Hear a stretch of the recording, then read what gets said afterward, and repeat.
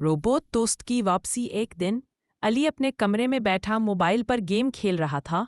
तभी दादी अम्मा ने आवाज दी, अली बेटा, रोज रोज मोबाइल मत खेला करो, बाहर जाकर कुछ सीखो, कुछ खेलो। अली को दादी की बात पर थोड़ा गुस्सा आया, मगर वो चुप रहा। शाम को अली अपने कमरे में पुरानी चीजें देख रहा था। अचानक एक पुराना रोबोट उसे मिला जो बरसों से खराब पड़ा था। अली की आंखें खुशी से चमकने लगी। अरे, ये तो मेरा रोबोट है! अली खुशी से चलाया। अली ने फैसला किया कि वो रोबोट को दोबारा जिंदा करेगा। उसने यूट्यूब से वीडियोस देखे, पुर्जे इकट्ठे किए और कई दिन तक मेहनत की। वो नट बोल्ट, तारें और औजार लेकर रोबोट को जोड़ने लगा। फिर एक दिन रोबोट ने अचानक आंखें खोल दी। हेलो अली! अली की खुशी की इंतहा न रही। उसका बचपन का दोस्त वापस आ गया था। अब अली और रोबोट रोज बाहर जाते, खेलते और सीखते। एक दिन उन्होंने मिलकर एक पौधा लगाया। रोबोट ने कहा, दरख्त लगाना जमीन से दोस्ती करना है।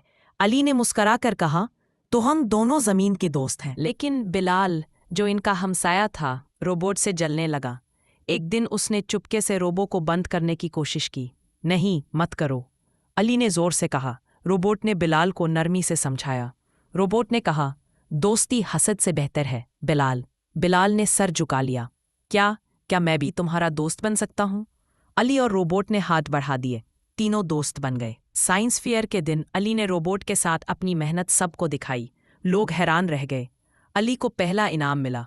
ये सब रोबोट की दोस्ती और दादी की दुआ से मुमकिन हुआ। अली ने कहा, सच्चाई, दोस्ती और इल्म, ये तीन चीजें जिंदगी बदल सकती हैं। तो बच्चों, इस कहानी से हमें ये सबक मिलता है कि टेक्नोलॉजी का सही इस्तेमाल फायदेमंद है। दोस्ती और सीखने का जज्बा जिंदगी को खूबसूरत बनाता है।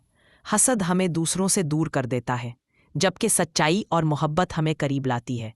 क्या आप भी अली और रोबोट जैसे दोस्त बनाना चाहते हैं?